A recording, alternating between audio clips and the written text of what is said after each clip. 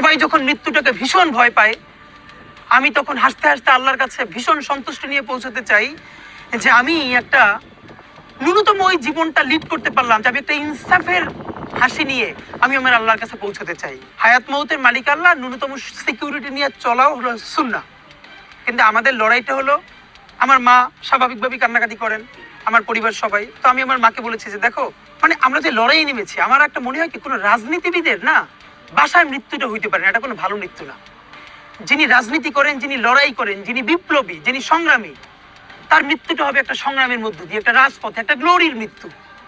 আমি তো ভীষণভাবে প্রত্যাশা করি, আমি ছোটবেলা থেকে এই স্বপ্নটা দেখি, অনেক জায়গায় বলেছি, একটা তুমুল মিছিল হচ্ছে অন্যায়ের বিরুদ্ধে।